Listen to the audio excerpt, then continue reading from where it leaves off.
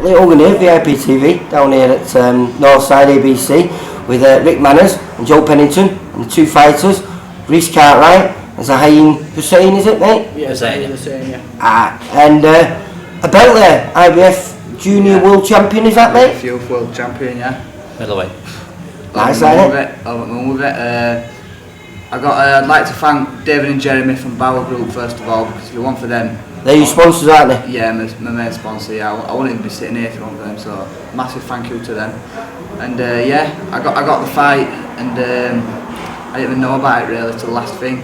And it was nice to think about it. I think that I could be IBF champion, but I took the risk and walked away with it. So. Well, what's the poster say? Was that right? What was it? Risk versus reward. And yeah, there's the reward, mate. Yeah, there you go. But yeah, I was over the moon with it. My manager makes all the moves for me, Rebecca Margle. Massive thank you to her as well, because like I say, without her, I wouldn't have had this belt.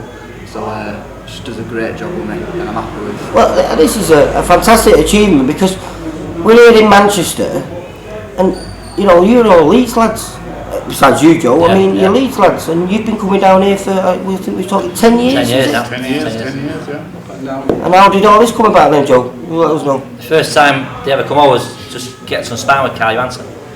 So Rick contacted me. So I'm come down, there's loads of kids here for him, so he come down with Carl and he stayed here ever since. Just sparred with him. We won the British title, Carl, while he was here. With Rick though. Oh, right. And, all the sparring that he got here was perfect. We had top kids here. You know, Craig Watson was here, Anthony Lee, they was all here. So we had perfect sparring.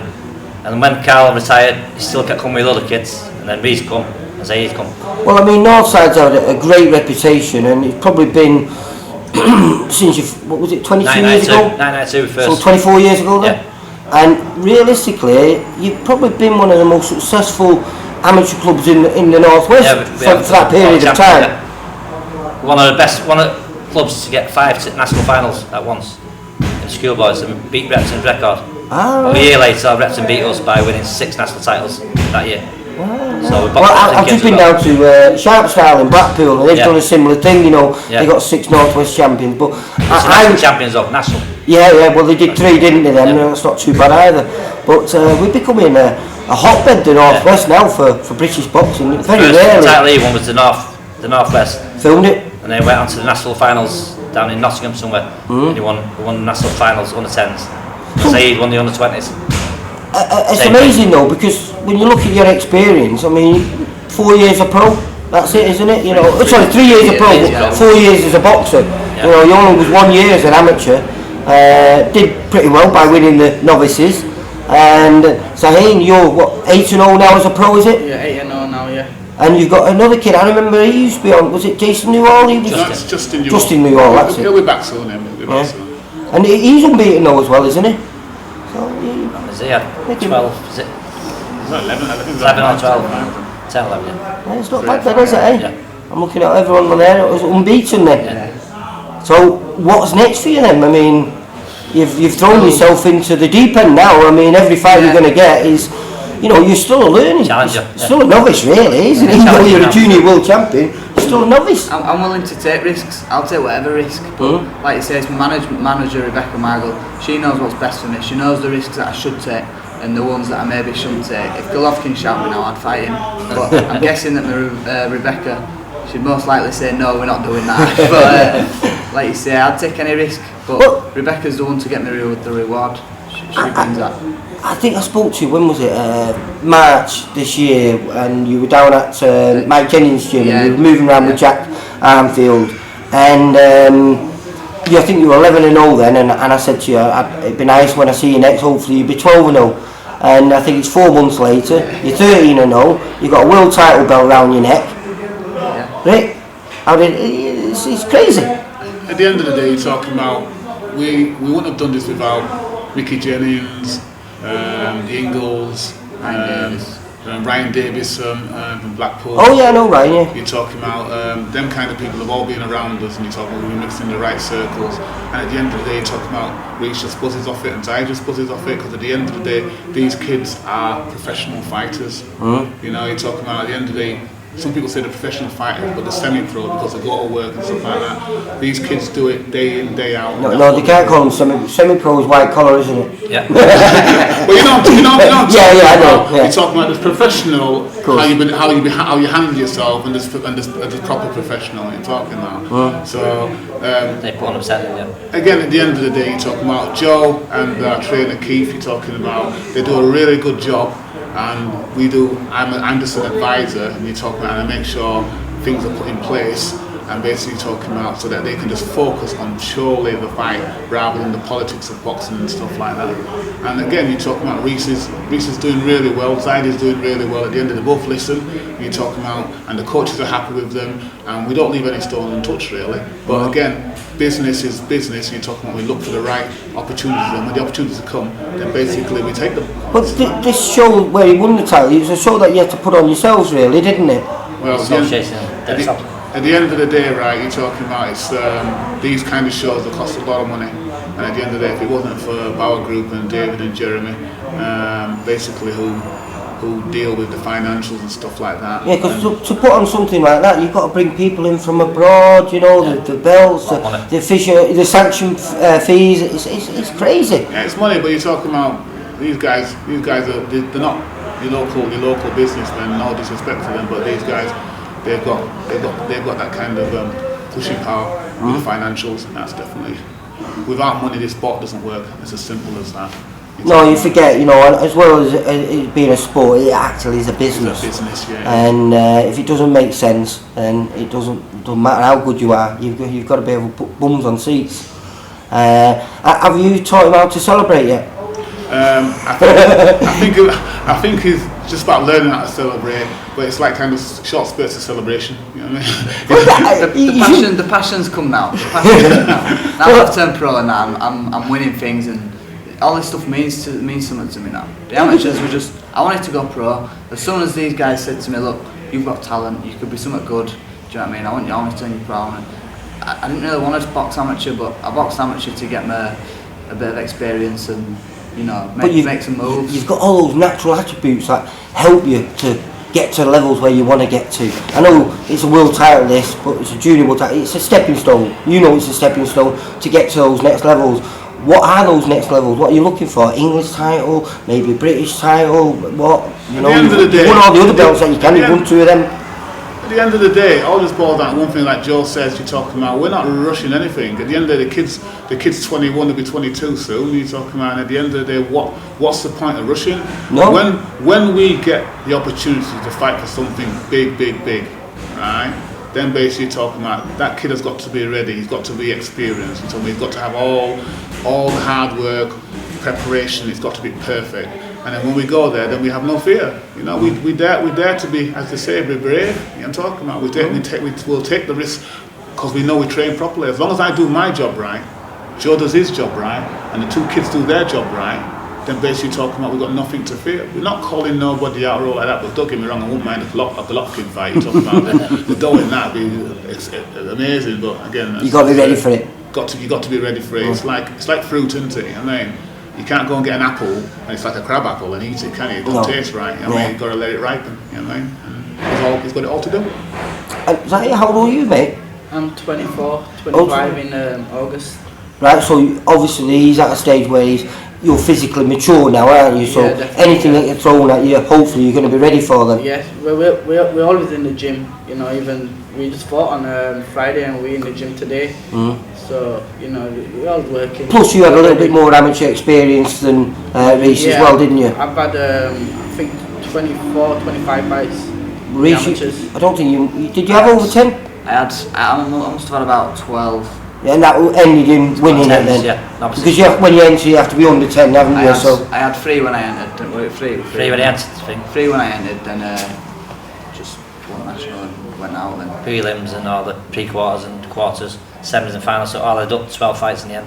And how's things going with you now, Joe? I mean, this place is getting bigger and bigger all the time, and it's getting busy and busier all the time. You got more coaches down here using your premises. You've got Lee Beard based down here with you. You've got Dave Murray with Ryan Doyle, who's fighting for the English title, isn't he? As well with Doyle. Yeah. Over to his corner and that. Tonight, a bit of experience there for him. And you've got title fight. And you've got 2 of the probably the best, what we class as journeyman in the country, in William Warburton, who's suddenly no longer a journeyman. Number 14 in rankings, welterweight. Just beat Jason Welburn. I know, amazing. He was fighting for a British title eliminator, but we beat him and then he come back fight for it. So now the Scotch kid's fighting for it. Mike Towell, he's fighting for British title eliminator. Yeah. Willie boxed him over 8 rounds in Scotland. Beat him, but didn't get a decision. I've always said to you when I see you at the shows, William's one of my favourite fighters. He's just tough. There's nothing fancy about him. He just goes out there. He's very fit. He's unbelievable. His jaw. He's very determined. Oh, phenomenal. I've been stopped in 2 or 3 occasions. One with a cut, 2 by late down stoppage when he was tired. Yeah. In a 10 round fight against Johnson from Bolton. Yeah. Chris Johnson. That was in 2010. And then he got stopped by a kid down in Essex on the Tyson Fury bill. Right. 2010, so it's a long time ago. He's on 21, 22.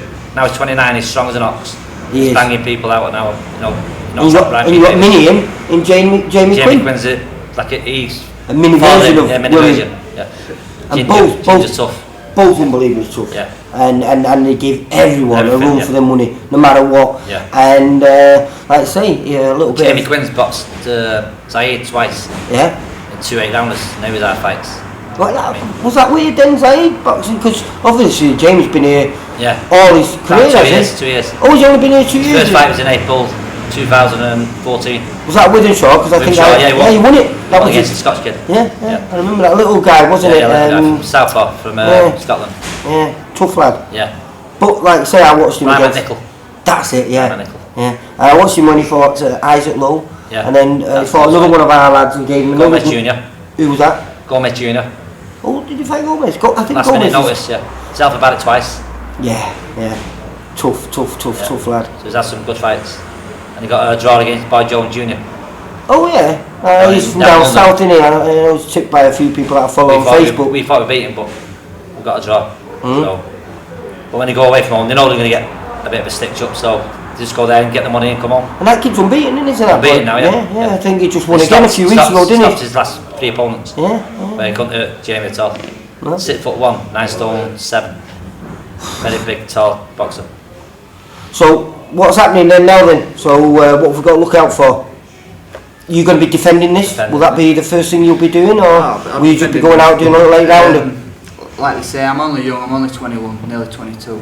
So I've got a long way to go yet. But I'll definitely be defending it. I've got a lot of time to do it. But we'll just see what's next. I'll let them do the decision making November. And leave it down to my manager. Well, I mean, these youth title belts, I mean, they're fairly new, I think, but they've been around like 16, 17 years. And I remember John Murray, he won one, didn't he? I think he won a WBC version. And one of our own fighters, who's highly tipped, Jack Massey, he's won it and he's looking to retain his. About 6 weeks ago he won it. Yeah, and then we had Jimmy Kelly Jr. He won it. His dad would have been one of your old sparring partners, wouldn't he? At Champs Camp. Yeah, well, I used to train him as an amateur. Last few fights, Jimmy Kelly.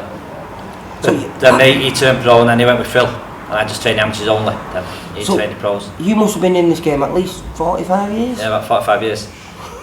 Started coaching at 25 when I retired from boxing. Myself, amateur. Yeah. Just stopped because I was working. Shift still works. Going out weekends and enjoy myself. So I just thought, it's one way or the other way. So I picked work and enjoy myself rather than the boxing, but stuck to the coaching. Picked my own coaching licence. Went to course in Lancaster, passed it and just been there ever since. And you set this place up yourself then? Set this place up 22 years ago. Right. I've had this building 22 years and the other gym was 3 years. It's about 25 years altogether. And like I say, this partnership, hopefully. Been going on for 10 years and go on for another 10 years.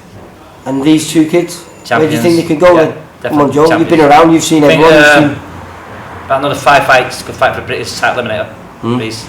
Zahid's got another at least 10 fights before he fights for any major titles like that. But he can get the English title, possibly in the next few fights. Well, I think sometimes people take things too soon. Yeah, I think build them up. 15 fights, then you should be looking at those titles. Yeah. You should be looking at maybe challenge for an English title. And you know, when you get to 20 fights, you should be ready for a British title. Yeah. You know, some are sooner. Some may never get to that level. That's why you do the 8-round international masters. Build them up to the 8 rounds. And he's done that twice, hasn't he? Yeah, he's done it twice. The old masters and then what's it? Challenge is it now? They call the international challenge belt. And that gets them ready for the 10 rounds then. Yeah. 10 rounds. And then when they do 10, like Reece has just done, Then they build up, then they can do it again 10 rounds, and then go for 12s. Was that 10 rounds then, that for the IBF then? 10 round, yeah. Yeah. Hard rounds as well. Hard rounds. The kid was where he's from, Finland? Number one kid in Finland, yeah. So come to me after seeing if I'd fight him for this, and me being a fighter, I said yeah. And the manager were looking into it, and then she said yes. I was over at Moo, and then we just went in there. I was expecting a hard fight, and the kid did really put it on me at first round. So I had to just work. I upped my work rate, and he just couldn't keep up. And then it just got too much for me. I was landing punch after punch after punch, and luckily I was just too much for him on night. Well, I've followed half your journey anyway. I think I first met you when you were about 6-0 or something like that, and obviously I met you as an amateur, but then I didn't see you. I think you were fighting a lot on Pat Barrett shows, wasn't you? Same with yourself as well. Yeah, we fought on one of his, I think his first very show. We both fought on that. Well, they've got a show coming on at the end of beginning of next month. Oldham. 2nd of July, I think it is. I think we're co-promoting it with Pat there, and we've got a few lads on there. But obviously you're past that now, and hopefully trying to build a crowd together, so you know you can perhaps follow in the footsteps of Josh Waddington, who's well, just to let you know, you're talking about, and we have to kind of celebrate that. Reece is the first Leeds person to win a world title of any description in that city. You know what I'm talking about, and basically Josh is there and doing what he's doing, which is fantastic, and he inspires and pushes, and we all strive to be like him. But again, you're talking about winning a world title. Basically, you're talking about in Leeds, you're talking about it's never been done before. Rick, don't you have a bit of a connection? Isn't it your brother that helps out with Josh as well? Nicky, what you call it? Nicky, my brother, he basically he's a major advisor to Josh Warrington, and him and Sean. You're talking about they're a right close team. Yeah, well, I see him. But it's weird again because they're strange as well, because they travel all the way from Leeds to Doncaster to train, and you know they've got a great stable down there. They've got the young guys at Low, they've got Josh, and they've got loads of Reece Mould, who's a hot prospect coming along there, and so hopefully Leeds could be a new hotbed for British boxing, really. Looks like it, yeah. It's true though, isn't it? We're all joking, but I keep telling to everyone, you know, we all laugh and think, oh, enough, but we are now the Northwest is the epicentre of world boxing. You know, we have the heavyweight champion of the world, arguably one of the best gyms in the world, with Joe Gallagher's gym. You know, it's arguably one of the best in Britain, I should say. You know, and we've got champions left, right, and centre. I think out of those 14 world champions we've got, I think 8 of them are based in the Northwest Belt, going from Leeds, going from Liverpool all the way across the Hull. Yeah. You know, it's crazy. Manchester's a big city for boxing, though. Oh, definitely. Yeah. I think a lot of boxers are coming out.